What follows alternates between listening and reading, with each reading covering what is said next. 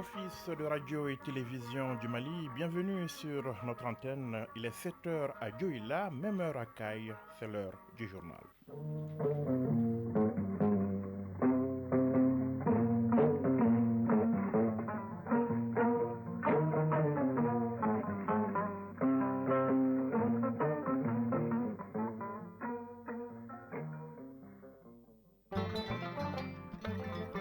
Dans l'actualité de ce lundi 21 octobre 2024, la solidarité nationale se manifeste envers les victimes des inondations à Dioïla. Le ministère en charge du développement social et ses partenaires vont au secours de ces populations. Elles ont reçu un don de plus de 450 millions de francs CFA en vivres, non-vivres et autres appuis. Le reportage est à suivre dès le début de ce journal. À Caille également, services techniques et bonne volonté sont mobilisés pour venir en aide aux victimes d'inondations. Elles sont plus de 4000 pour la région. L'objectif est d'alléger leur souffrance au quotidien, mais Mali Météo avertit, la vigilance doit rester de mise car l'hivernage n'est pas encore terminé. C'est le dossier de ce journal. L'actualité de l'espace AES, la fin ici à Bamako de la rencontre des ministres de l'Industrie et du Commerce avec une préoccupation essentielle, la libre circulation des personnes et des biens. Nous parlerons également du prochain salon international du tourisme et de l'hôtellerie de Ouagadougou ainsi que de cette marche de soutien au Conseil national pour la sauvegarde de la patrie à Difa au Niger. L'Égypte a réussi à éradiquer le paludisme. Oui, l'Organisation mondiale de la santé annonce la fin de la malaria dans ce pays. La certification de l'élimination du paludisme est accordée par l'OMS lorsqu'un pays a prouvé que la chaîne de transmission du palu par les moustiques a été interrompue à l'échelle nationale pendant au moins 3 années consécutives. Les sports, le coup d'envoi cet après-midi à Thiès au Sénégal du tournoi U17 de la zone A de l'UFOA, tournoi qualificatif pour la CAN U17. En match d'ouverture, le Mali affronte le pays hôte. L'actualité sportive, c'est aussi du foot féminin avec le mondial U17 qui se joue en République dominicaine. La deuxième journée de poule s'est achevée hier. L'actualité des sports, ce sera avec Famourou Dioté en fin d'édition. Le journal, Yaya Konaté. Mesdames, Messieurs, bonjour. 40 ouvrages communautaires réalisés dans les 5 cercles de la région de Douanza, des travaux publics à haute intensité de main-d'œuvre du PAFEM, projet de promotion de l'accès au financement de l'entrepreneuriat et de l'emploi au Mali, un projet du gouvernement qui s'inscrit dans le cadre de la politique nationale de protection sociale. Selon les prévisions, les travaux lancés ce week-end permettront d'offrir une meilleure qualité de vie à près de 2000 de nos compatriotes. Le commentaire de Bemba Sibi. Premier coup de pelle donné par le chef de cabinet du gouverneur de Douanzan, marquant ainsi le lancement des travaux publics à haute intensité de main-d'œuvre dans le cadre du PAFEM. Khalidou Wologem, deuxième adjoint au maire de Douanzan. Après plusieurs mois d'attente, nous, population de Douanzan, sommes très heureux et motivés par les réalisations des ouvrages que les communautés elles-mêmes ont choisis et proposés aux responsables PAFEM. Il s'agit de 40 ouvrages communautaires dont l'exécution va prendre 60 jours. 60 jours d'activité intense qui participent de la volonté des autorités de donner une protection sociale aux couches les plus vulnérables. Abou Zeidi Maïga, représentant de la direction régionale du développement social de Douanzan. Cette politique vise à assurer un minimum de bien-être de tous les Maliens en luttant contre l'insuffisance monétaire, l'exclusion sociale et la discrimination, et de contribuer à la promotion d'une économie sociale et solidaire qui participe de manière efficace et efficiente à la création de richesses et d'emplois et à la lutte contre la pauvreté au Mali. En effet, les 2000 bénéficiaires du projet recevront chacun comme frais de main-d'œuvre 120 000 francs CFA pour 2 mois de travail. Abou Diarra, directeur de cabinet du gouverneur de Douanzan.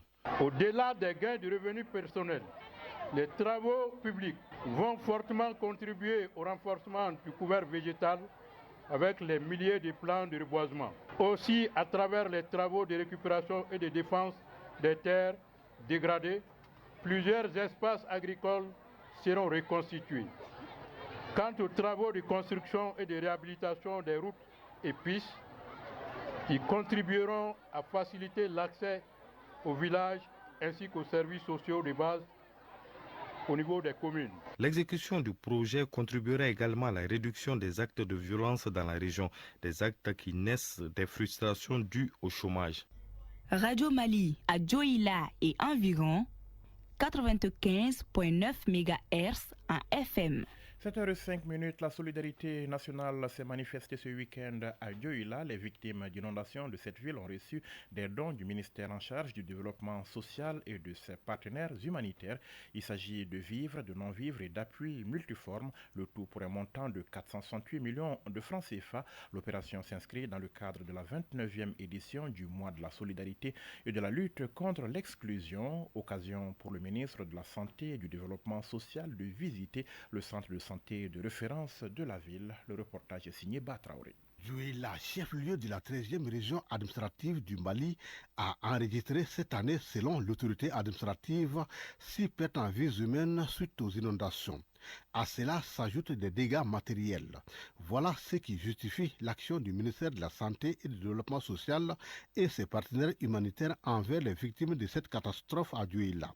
L'opération s'inscrit dans le cadre de la 21e édition du mois de la solidarité et de la lutte contre l'exclusion. Ridouane Ag Mohamed Ali, commissaire à la sécurité alimentaire. Nous sommes engagés ensemble, main dans la main, dans cette noble lutte contre l'exclusion et l'insécurité alimentaire. Colonel Assa Badialo Touré, ministre de la Santé et du Développement social.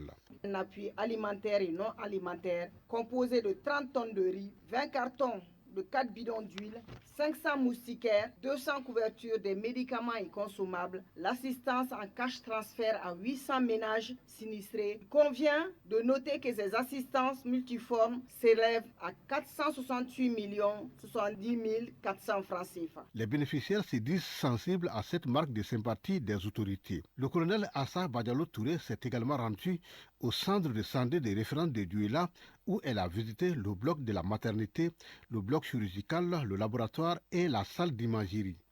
Abdraman Diabaté, médecin-chef du CCRF de Diohila. Cette année, nous sommes très contents parce que pour l'année 2024, nous avons reçu 3 ambulances sans compter un véhicule de liaison que nous avons reçu. Colonel Assa Badialo Touré, ministre de la Santé et du Développement social. J'ai vu d'abord un personnel engagé, motivé, qui est prêt à travailler malgré les conditions qui ne sont pas toujours bien réunies. On a vu, on a noté et je pense qu'on reviendra avec des solutions. Auparavant, la délégation ministérielle s'était prêtée aux formalités d'usage en allant saluer les légitimités traditionnelles de la capitale du Baninko.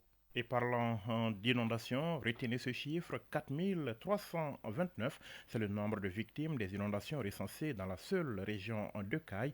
Et pourtant, l'hivernage n'est pas encore terminé et Mali Météo appelle à la vigilance. En attendant, les services techniques de l'État, appuyés par des personnes de bonne volonté, font tout ce qu'elles peuvent. Les services techniques donc et les personnes de bonne volonté font tout ce qu'ils peuvent pour alléger les souffrances des populations. Le reportage à Caille de Balkissa Aïdara. Des maisons abandonnées, souvent complètement écroulées et des cultures détruites. C'est le triste paysage dans certains quartiers de la cité des Rails comme dans d'autres localités de la région de Caille. Une situation due aux fortes pluies enregistrées cette année. Des pluies qui ont aussi occasionné une montée spectaculaire des eaux du fleuve Sénégal. Drissa Sidibé, directeur régional de l'hydraulique de Caille. La cote la plus élevée au cours de cette année, c'était le 12 de ce mois. On était à 10,07 mètres. À la date d'aujourd'hui, nous sommes à la cote 8,48 mètres. La cote de vigilance est à 8 mètres. Nous sommes ici à Caille-Légal Ségou Somonoki. La crue du fleuve Sénégal a occasionné un débordement des eaux dans certaines maisons du quartier via un collecteur installé depuis le temps colonial. Après le sinistre, toute la famille Keïta a dû se déplacer vers un lieu plus sécurisé. Mamadou Keïta et ses 2 frères sont restés sur place pour monter la garde. Le vendredi dernier que nous avons été surpris par l'eau, nous avons essayé de l'arrêter avec des sacs remplis de sable, mais sa force était telle que nous n'avons pas pu l'arrêter. C'est donc impuissant que nous avons assisté à la destruction de nos biens. Un peu plus loin, à Kaindi Sidia, d'autres familles vivent la même situation. Mariam Koulibaly, sinistrée. L'eau a détruit nos habitations et nous n'avons même plus de toilettes. Heureusement, comme le veut la solidarité malienne, les familles sinistrées ont pu trouver refuge dans des familles voisines. So Marietou Koulibaly, voisine de sinistrés. Si ton voisin traverse une situation difficile, c'est tout à fait naturel de l'assister. C'est pourquoi j'ai naturellement accueilli mes voisins sinistrés. Au-delà de cet élan de solidarité sociale, l'État malien, à travers ses services techniques, est à pied d'œuvre pour mener des activités d'information et de sensibilisation des populations en cas d'alerte et même des interventions en cas d'inondation. Drissa Sidibé, directeur régional de l'hydraulique de Caille. En cas d'alerte, on passe par les médias, le RTM, maintenant les radios de proximité. On sensibilise la population comme quoi de s'éloigner au bord du fleuve, aux abords des cours d'eau parce qu'il y a la montée qui est observée et on suit également le niveau d'eau. Lieutenant-colonel Moussa Boli, directeur régional de la protection civile de Caille. Depuis le début de l'hivernage, quand on entend qu'il y a une inondation quelque part, on envoie une équipe pour d'abord secourir les personnes, les biens, bien évidemment, y compris les animaux. Après le secours, on fait également une évaluation rapide afin de venir en aide aux sinistrés. Après sauvetage et acheminement des 4329 sinistrés de la région de Caille vers des zones plus sécurisées, l'heure est à leur prise en charge. Et c'est là qu'intervient la Direction régionale du développement social et de l'économie solidaire. Amadou Bokoum, directeur régional du développement social et de l'économie solidaire de Caille. Nous avons déjà mis à la disposition de certaines populations 19 tonnes de vivres et beaucoup de non-vivres aussi avec l'appui de notre partenaire phare qui est l'UNICEF. Et aujourd'hui, on est en train de voir dans le cadre du partenariat avec l'OMVS comment identifier un certain nombre de besoins ressentis par ces populations victimes d'inondations pour les apporter un appui. Les prévisionnistes de Mali Météo signalent que ce n'est pas encore la fin de la saison des pluies dans la région de Caille. Bakary Mangane, chef de bureau prévision et alerte météorologique à Mali Météo. Dans la région de Caille, les activités pluvio-orageuses se poursuivent de façon générale présentement au mois d'octobre et ça va se poursuivre jusqu'au mois de novembre. Le cercle de Diema, ensuite le cercle de Yelemani, le cercle de Kinyeba, Bafulabé aussi, et Caille-Ville évidemment. Et souvent, c'est des quantités de pluie parfois importantes par endroit. Un blessé et 8 cas de décès, dont 6 enfants, c'est le bilan des inondations enregistrées par la protection civile de Caille à la date du 16 octobre. Caille, Balkissa Sadi Bouchiri Faïdara, Sidi Haïdara pour l'ORTM. À 7h13, voyons ce qui fait l'actualité hors de nos frontières. Le paludisme éradiqué en Égypte selon l'OMS. Ce résultat véritablement historique est l'aboutissement de près d'un siècle d'efforts pour vaincre cette maladie. S'est félicité hier l'Organisation mondiale de la santé. La certification de l'élimination du paludisme est accordée par l'OMS lorsqu'un pays a prouvé que la chaîne de transmission du palu par les moustiques a été interrompue à l'échelle nationale pendant au moins 3 années consécutives. À l'échelle mondiale, 44 pays et un territoire ont été certifiés exempts de paludisme. Selon l'OMS, le paludisme tue plus de 600 000 personnes chaque année, dont 95% en Afrique. Toutefois, si le continent regroupe 94% des cas de la maladie, 5 pays africains figurent sur la liste des pays ayant réussi à l'éradiquer. Il s'agit de l'Algérie, du Cap-Vert, du Lesotho, de Maurice et des Seychelles. La course à la présidentielle d'octobre 2025 est lancée en Côte d'Ivoire, débutée samedi dernier. La révision des listes électorales va se poursuivre jusqu'au dimanche 10 novembre. L'objectif est ambitieux, tenter d'étoffer de plus de 4 millions d'électeurs un corps électoral qui ne compte que 8 millions d'inscrits actuellement. Au total, 12 000 centres d'enregistrement répartis dans tout le pays sont ouverts pour cette opération qui va durer 3 semaines. Un délai beaucoup trop court, critique pour sa part un groupe d'une vingtaine de partis politiques de l'opposition ivoirienne. Interpellé samedi à Bakel pour refus d'obtempérer, l'opposant politique sénégalais Bougane Gueye Dany devrait être présenté au procureur de Tambacounda ce lundi. Selon son avocat, son arrestation intervient à 4 semaines seulement des élections législatives anticipées du 17 novembre auxquelles il est candidat. Les images de l'interpellation qui circulent sur les réseaux sociaux montrent que celle-ci s'est effectuée à l'occasion d'un échange musclé entre 3 leaders de la coalition de l'opposition et les gendarmes. On y voit ensuite l'homme politique appréhender la chemise déchirée. Dans un communiqué, la gendarmerie explique que Bougane Gueye Dany, qui a été placé en garde à vue pour refus d'obtempérer, a forcé un barrage alors qu'elle lui avait demandé de marquer un arrêt momentané destiné à laisser passer le convoi du président Bassirou Diomaye Faye, venu comme lui rendre visite à cette région dévastée par de graves inondations. Au Tchad, le parti Les Transformateurs de l'opposant Succès Masra ne prendra pas part aux élections législatives et aux élections locales qui auront lieu le 29 décembre. L'ancien Premier ministre et candidat à la présidentielle en a fait l'annonce hier lors d'une cérémonie de commémoration du 2e anniversaire de la sanglante répression du Jeudi Noir en N'Djamena.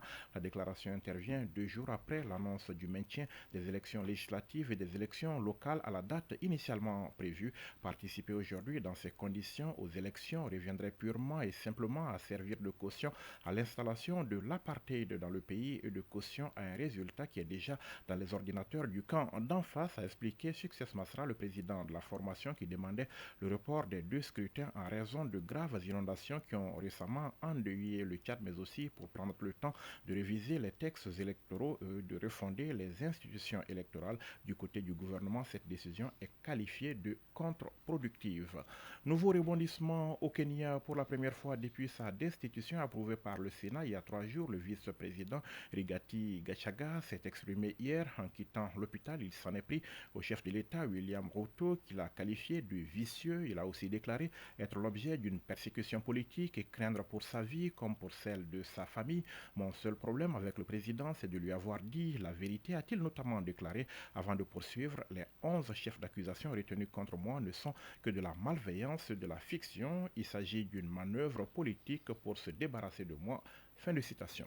Le Proche-Orient, l'armée israélienne a mené hier des frappes visant la banlieue sud de Beyrouth et notamment en soirée contre les infrastructures attachées à une entreprise financière, Al-Qard Al-Hassan, accusée de soutenir le Hezbollah. Les avertissements israéliens avant ces opérations ont conduit à des scènes de panique dans la capitale, mais aussi à Saïda. Une source sécuritaire libanaise a également fait état de frappes près de l'aéroport de Beyrouth par lequel entre la plupart de l'aide humanitaire. Il jouxte la banlieue sud de Beyrouth, bastion du mouvement chiite visé par l'État hébreu. Au moins 80 Palestiniens, dont des femmes et des enfants, ont été tués et des dizaines blessés dans des frappes israéliennes qui ont touché plusieurs maisons de la ville de Beit Lahia dans le nord de la bande de Gaza. Selon la défense civile de Gaza, il s'agit d'une des opérations israéliennes les plus meurtrières depuis la reprise des opérations dans le nord de l'enclave palestinienne.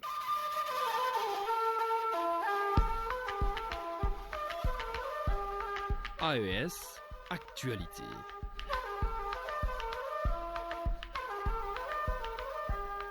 7h18 dans l'actualité AES de ce matin, la libre circulation des personnes et des biens dans l'espace au cœur d'une réunion ministérielle s'est achevée ce week-end ici à Bamako. Représentants du secteur privé et autorités en charge du commerce des 3 pays ont convenu de la création d'un cadre de concertation et de coordination des actions du secteur privé au bénéfice de l'économie de la Confédération. Au téléphone de Ibrahim Traoré, le ministre de l'Industrie et du Commerce nous donne plus de précisions. Un extrait du 13h dimanche, je vous invite à suivre. Dans le cadre de l'opérationnalisation des décisions prises par le premier sommet des chefs d'État de l'AES, tenu à Niamey le 6 juillet 2024. Donc cette opérationnalisation des décisions prises par les chefs d'État par un certain nombre d'actions et de réformes. D'une part, voir l'harmonisation des politiques industrielles, assurer des complémentarités entre nos tissus industriels. Et deuxièmement, favoriser les échanges commerciaux entre les 3 pays de l'AES à travers une meilleure circulation des personnes, des biens et des services. Mais aussi, comment aussi améliorer le cadre des investissements. On a énormément parlé de développement endogène, autrement dit la capacité de nos pays à créer leurs propres biens de consommation, la capacité de nos pays à nous approprier des ressources naturelles, mais aussi la capacité de nos pays à réaliser les projets structurants dans différents domaines, infrastructures, télécommunications, transports, aéroports, etc. Surtout ce qui a été le clou de cette rencontre, c'est vraiment la formalisation et la mise en place, n'est-ce pas, d'un cadre d'échange qui va permettre aux ministres de se concerter tous les mois pour voir l'état d'avancement des réformes et des décisions qui ont été prises à Bamako. Justement, des accords de partenariat ont été également signés entre différentes chambres consulaires. De quoi ont-elles convenu concrètement, monsieur le ministre? Le deuxième temps fort de cette rencontre de Bamako, c'était de permettre et de favoriser la signature de conventions cadres entre les chambres de commerce et d'industrie du Mali, du Burkina et du Niger, ainsi que les chambres d'agriculture du Mali, du Burkina et du Niger, de façon à ce qu'on puisse avoir une meilleure intégration des actions communes des chambres. L'objectif recherché à travers la signature de ces conventions cadres, c'est permettre donc à nos différentes chambres consulaires de travailler ensemble de façon à assurer la mise en œuvre justement de la libre circulation des personnes et des biens, de façon à permettre les échanges commerciaux dans l'espace AES, parce qu'en vérité, les réformes politiques qui sont portées par le gouvernement, la concrétisation, la mise en œuvre réelle de ces politiques sur le terrain, c'est bien sûr les opérateurs économiques. Monsieur le ministre, sur quel secteur précisément comptez-vous vous appuyer pour booster l'économie dans la zone AES? Il y a deux secteurs clés. Le premier secteur, c'est le secteur agricole. On a un potentiel énorme en termes de disponibilité en terre. On a l'eau, on a le soleil. Comment aujourd'hui ne pas assurer la sécurité et la souveraineté alimentaire dans l'espace AES? Pour cela, il faut massivement investir dans les aménagements agricoles avec la maîtrise de l'eau, ne pas soumettre notre agriculture aux aléas climatiques, mais aussi, surtout, le secteur minier. Les trois pays de l'AES ont un formidable potentiel de production minière qu'il faut exploiter et s'approprier, n'est-ce pas, de ces ressources-là pour les mettre au service du développement économique de nos pays. Débarrasser, n'est-ce pas, de l'emprise du retour à l'ordre ancien. Aujourd'hui, nous sommes dans la souveraineté de nos pays. Moussa Alassane Diallo à l'instant. Le ministre de l'Industrie et du Commerce répondait aux questions de Ibrahim Traoré. L'actualité dans les autres pays membres de l'AES, Ouagadougou annonce un salon international du tourisme et de l'hôtellerie pour le mois prochain. Ce sera du 28 novembre au 1er décembre 2024. Tourisme, facteur de valorisation des identités et de la diversité culturelle, tel est le thème retenu. Issaka Dambélé de la radio du Burkina Faso.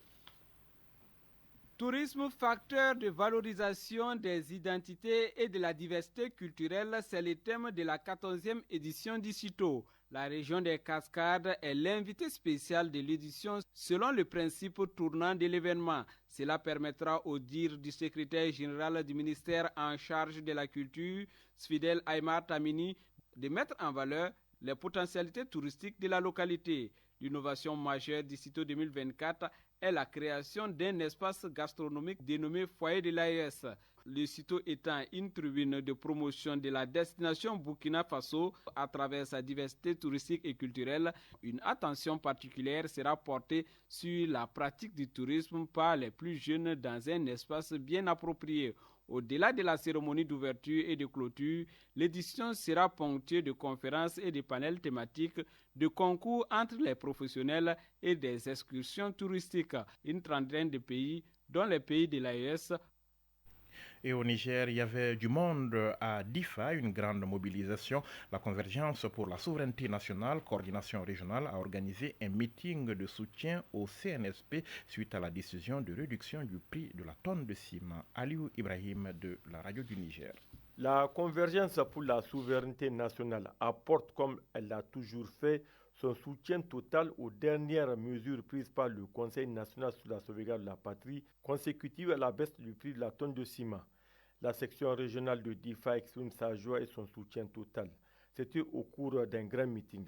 En ce moment historique de libération pour notre souveraineté, réitérons toute notre reconnaissance et notre gratitude pour l'œuvre grandiose jamais accomplie par nos contemporains ayant dirigé le pays depuis l'avènement des indépendances. Le général Mohamed Ibrahim Bagadoma, gouverneur de la région de Difa, présent à cette cérémonie, a tenu à transmettre les félicitations du président du Conseil national pour la sauvegarde de la patrie et celles du gouvernement à la COSNA régionale pour ses multiples soutiens et engagements aux côtés du CNSP et de ses actions. Notre reconnaissance à l'endroit du CNSP qui, une fois de plus, vient de prendre une mesure sociale attendue de longue date. Nous avons enfin un gouvernement qui se soucie de l'amélioration des conditions de vie des masses laborieuses de notre pays. Le coordinateur régional de la COSNA, le président régional des jeunes et l'administrateur délégué de la ville de Difa ont intervenu pour saluer les multiples actions du CNSP au profit exclusif du peuple nigérien.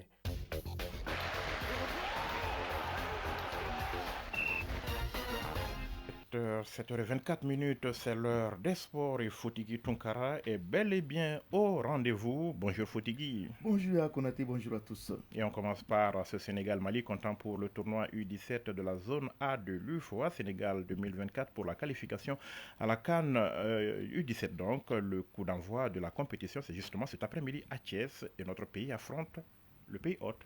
Oui, absolument. Initialement prévu donc hier dimanche entre le Sénégal et le Libéria, les plateaux d'ouverture du tournoi U17 de la zone A de l'UFOA pour la qualification à la CAN U17 mettra finalement aux prises cet après-midi le Mali et le Sénégal pays hôte. Le coup d'envoi du match est prévu pour 15h temps universel au stade Lat Dior de Thiès.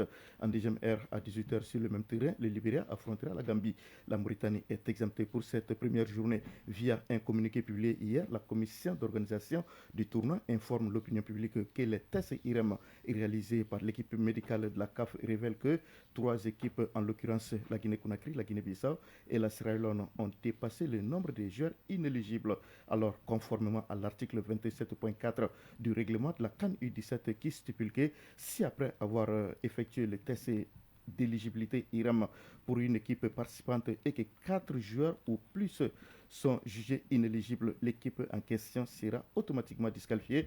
Par conséquent, les sélections nationales U17 de la Guinée-Conakry, de la Guinée-Bissau et de la Sierra Leone sont donc directement disqualifiées du tournoi éliminatoire de la CAN U17 de l'UFOA A, édition 2024 au Sénégal. Ainsi, la nouvelle formule du tournoi regroupera le Mali, le Sénégal, le Libéria, la Mauritanie et la Gambie, qui a pourtant eu 2 joueurs non éligibles.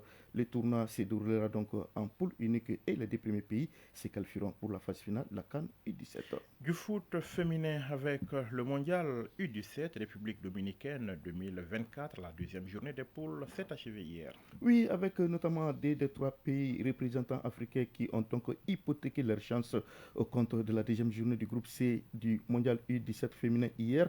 Le Kenya a perdu contre la Corée du Nord 3-0. L'Angleterre a dominé le Mexique 4-2. Dans le groupe D, la Zambie s'est inclinée devant la Pologne 2-0. Le Japon s'est imposé devant le Brésil 2-1. Si, après 2 défaites d'affilée, le Kenya est éliminé, la Zambie de son côté n'a plus son destin en main. Déjà samedi, le Nigeria dans le groupe A a assuré sa qualification pour les quarts de finale en disposant de l'Équateur par le score de 4-0.